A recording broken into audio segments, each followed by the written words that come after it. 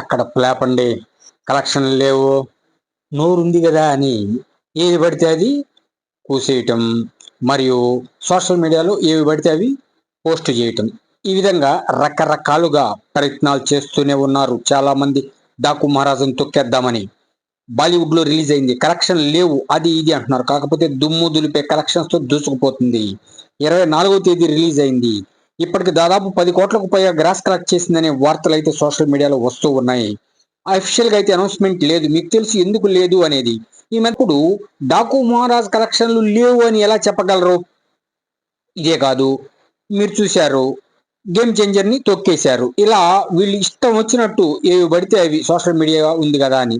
అందువల్లే బాబీ గారు ఒక మాట అన్నారు, కొన్ని వందల మంది కష్టాన్ని ఒక మాటతో వీళ్ళు నాశనం చేస్తున్నారు అని. ఇది ఒక ముసుగు అనమాట. మేము ఆ హీరో ఫ్యాన్ ఈ హీరో ఫ్యాన్ అని. సో ఆ విషయాలు పక్కన పెడితే, ఎవర్రా మీరంతా అంటున్నారు నటసింహ నందమూరి అభిమానులు, కూర్చోండి గమ్మున, నటసింహ రోరింగ్ ముందు మీ బార్కింగ్ బలైపోయింది అని కూడా కామెంట్స్ చేస్తున్నారు. ఆ విధంగా దూసుకుపోతుంది డాకు మహారాజ్. ఈ సంవత్సరమే అఖండ రుద్ర తాండవం మన ముందుకు రాబోతుంది, బాక్స్ ఆఫీస్ పై భైరవ తాండవం చేయబోతున్నాడు. 2026లో గోపిచంద్ మల్లితో మరొక సినిమా, ఇలా వరుసబెట్టి అద్భుతమైన అమోఘమైన సినిమాలు మనకిస్తున్నాడు నటసింహ నందమూరి బాలకృష్ణ. మా అంచనా ప్రకారం ఇప్పటికీ 180+ అని అంచనా వేస్తున్నాం 19 రోజుల కలెక్షన్లు. ఇక బాలీవుడ్ లో 10 కోట్ల గ్రాస్ అని అంచనా వేస్తున్నాం. ఏది ఏం, వన్స్ ఈ స్టెప్ ఇన్ హిస్టరీ రిపీట్స్ అన్నది డాకు మహారాజ్ మరొకసారి ప్రూవ్ చేసింది. చరిత్ర క్రియేట్ చేయాలన్నా, చరిత్ర తిరిగి రాయాలన్నా నటసింహ నందమూరి బాలకృష్ణ గారు బ్రాండ్ అంబాసిడర్.